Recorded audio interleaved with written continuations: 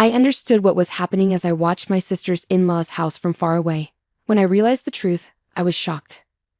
I wondered about the intentions of my sister's husband and his family towards her all this time. How many times had they tricked my sister with a straight face? It was unforgivable. No matter what, I was determined to make them pay. My name is Sally, and I'm 45 years old. When I tried to wear my funeral clothes again after a long time, I couldn't zip up the dress around my stomach.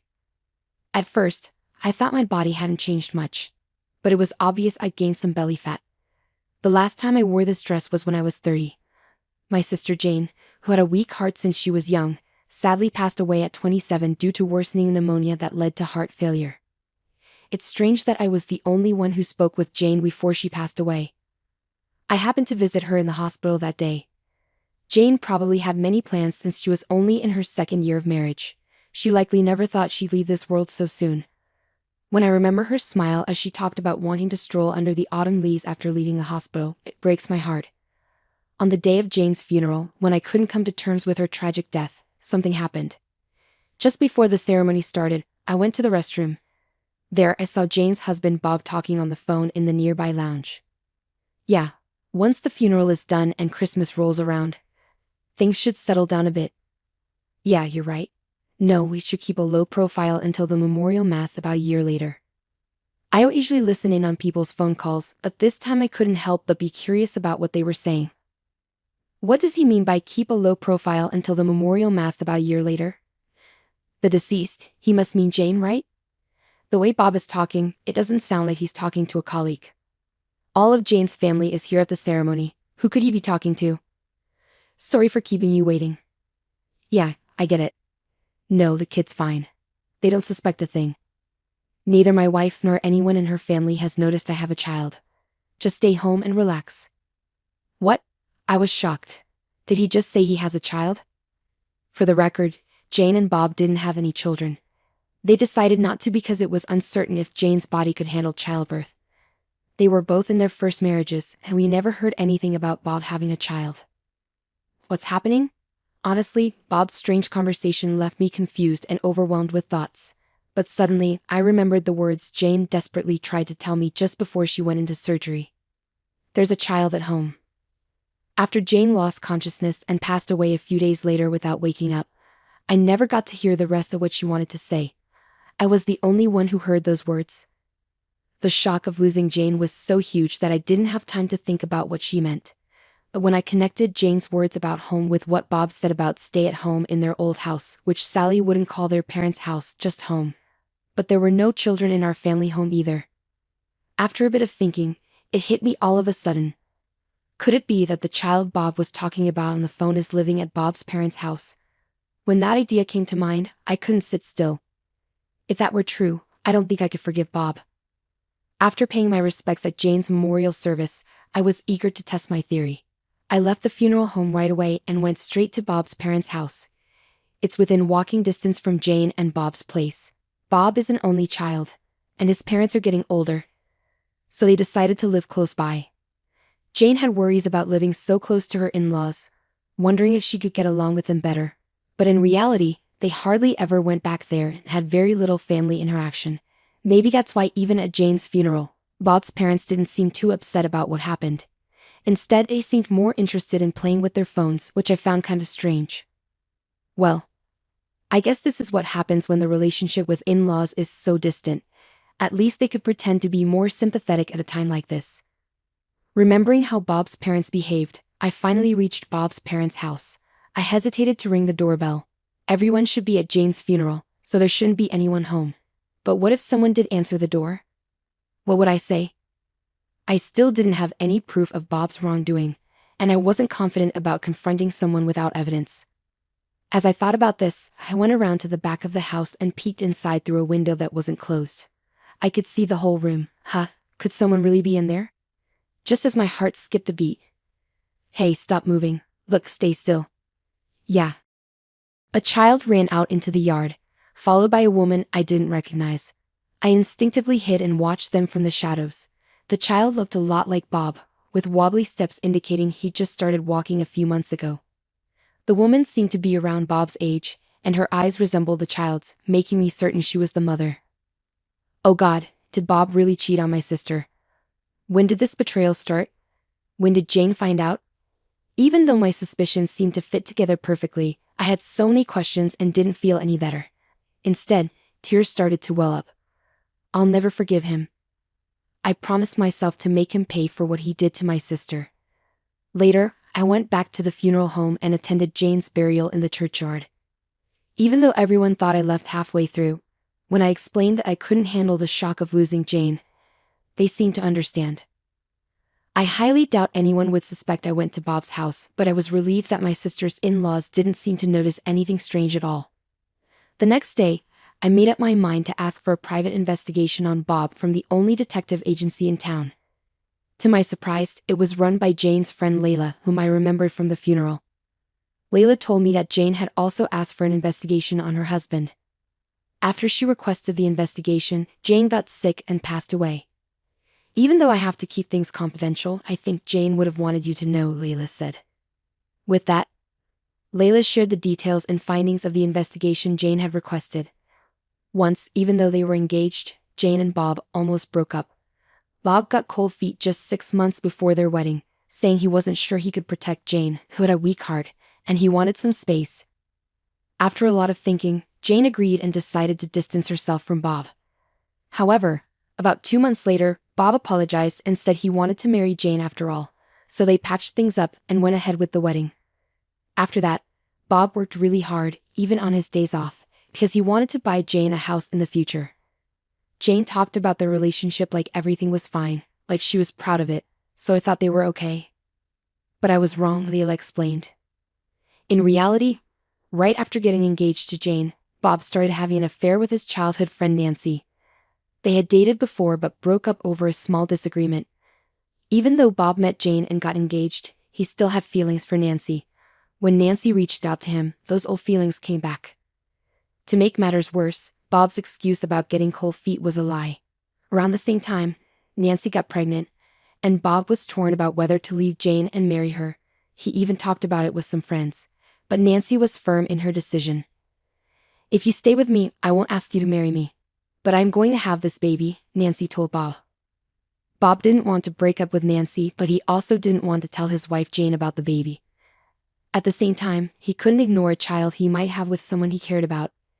He didn't want Nancy to have the baby, but she was determined to keep it. Eventually, Bob opened up to his parents about the situation, only for them to say, "This will be our first grandchild, so let her have the baby." Bob's parents had always preferred Nancy as his partner since they knew her well from childhood. Plus, they didn't seem to like Jane much because she was frail and might not give them a grandchild, which they often complained about to others. Fortunately, Jane is frail, and she won't last long. Once she's gone, acknowledge the child and marry Nancy, Bob's parents proposed, and Nancy agreed. Though it was a twisted plan, it appealed to Bob. If his parents say so, then it must be okay, he thought. So it was decided that Nancy would have the child. Nancy, like Bob, was an only child, and her parents had already passed away. That's why Bob's parents spent a lot of time at Nancy's house, helping her during her pregnancy. The story about Bob working hard for Jane right after their wedding was a lie. He was probably visiting his newborn baby during that time. There were witnesses who saw Bob going to Nancy's house often, Layla explained. This suggests that the excuse of moving closer to their elderly parents was also a lie. They actually wanted to be near the child. As the child grew up, they respected Bob's parents' wish to spend more time with their grandchild, so Nancy and the child stayed more often at their house. With various excuses, they kept Jane away from her in-laws, and eventually, they stopped going home altogether. "It's enraging how they're endorsing infidelity as a family," Layla concluded. "Just a month ago, my sister found out about Bob's cheating. She was feeling sick and left work early, probably not realizing that Jane was home. Bob, who hardly ever texted or called when Jane was around, came home earlier than usual that day and apparently made a call somewhere. 'I got off work early. Can I come over now?' 'My wife? She's at work. I don't think she'll find out. She seems to be getting sick a lot lately and might go to sleep early. If I say I'm working late, I think I can stay longer with you,' Bob said. 'Yeah, I also want to live with Nancy and the kids soon. Every time she says she's not feeling well, I think she won't last much longer,' replied the other person. 'Yay, I'm looking forward to it every time. Just imagining how Jane felt hearing that from her sickbed makes my heart ache. This incident made Jane aware of Bob's cheating, and she seemed to have hired a private investigator who happened to be her friend Layla. The investigation revealed everything, and just as Jane was about to confront Bob with a divorce, she collapsed and passed away. As Layla finished telling me all this, she lowered her gaze and said, "Jane must have been heartbroken." I couldn't agree more. I wanted to avenge Jane's pain. I couldn't bear the thought of Bob and his parents enjoying having a grandchild while Bob planned to remarry. But I've only just learned all this, and I don't know what to do. After thinking for a while, I had an idea. "Layla, are you good with computers?" At my words, Layla smiled and said, "I got this." The next day, I went to my sister's in-law's house. When I rang the doorbell, my sister's mother-in-law appeared on the monitor, looking surprised to see me. "Oh, Sally, what's going on?" she asked, sounding a bit anxious. "I need to talk to the family about Jane's things. Can we talk for a moment?"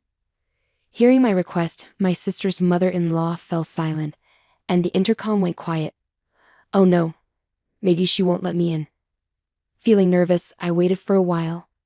And then Bob appeared, saying, "I'm sorry, Sally. The room was messy, so I had to tidy up a bit. Please come in." "Oh, Bob, you're here. Perfect timing," I said with a smile. Bob's expression stiffened. He probably thinks I haven't figured out his cheating yet. His face stiffened, likely because he's hiding something. In fact, I had just seen his mistress and their child through the window. I bet he was cleaning up after them. I wonder which room they're in. Bob and my sister's in-laws seemed uneasy as they watched me enter the room. As soon as I took a sip of the tea they served me, Bob asked, "What's this about Jane's belongings?" Yeah. It's about this," I said, laying out a photograph on the table. Bob and his parents froze as they looked at the photo. "Bob, who is this woman?" I asked. "I don't know her," Bob replied hastily. In the photo, Bob and a woman were in bed together. The other day, this was sent to our house. It said that Bob is having an affair, I explained. Hearing this, his parents glared at Bob, and Bob shook his head frantically. "Wait, I don't remember this photo," he shouted. Ignoring his protests, I laid out more photographs. Each one showed Bob and the same woman kissing or on a date at a nearby amusement park. "People who cheat don't usually admit to their memory lapses, do they?" I said, feeling the tension rise. "I'm used to it," my sister's mother-in-law sharply retorted. "What are you implying, young lady?" "No. Mom, you've got it all wrong." "I don't know anything about this," Bob protested. "Then what's this picture about?" Even though you have a child with Nancy, I immediately responded to my sister's mother-in-law's words. My sister's father-in-law looked guilty and said, "Oh, you mean this child? And is this woman Nancy?" I asked, showing a photograph of Bob holding a child. What? The entire in-law family was speechless, and even though Bob kept denying the accusation, my sister's mother-in-law slapped him, calling him a worthless son. "Do you have other children too?" she demanded. "Please listen to me, Mom, Dad," Bob pleaded. But my sister's in-laws ignored Bob's pleas, scolding him for betraying their beloved grandchild. "What nonsense bringing this here?" The picture was sent to her house. "I don't know much about it either," Bob exclaimed. "I came here seeking clarity, but it seems Bob does have a child," I said, preparing for a confrontation. Bob was at a loss for words. But honestly, Bob was telling the truth. He doesn't have any other affair besides Nancy. I didn't plan to reveal this, as I didn't want to be accused of spreading false information later on. However, this picture is fake. It's a composite one that I had Layla create. I could have used a real picture of the child with the actual person Bob cheated with, but I chose a combined photo because of certain reasons. I planned to confront him by asking him about the child, but luckily, my sister's mother-in-law revealed the truth earlier than I expected. "So, your quietness means it's true, isn't it? Earlier your mom also mentioned something about a child and Nancy," I said while my sisters-in-law stayed still where they were. "The note that came with the picture said these kids are being looked after in this house." "That's not true." My sister's mother-in-law quickly disagreed with what I said.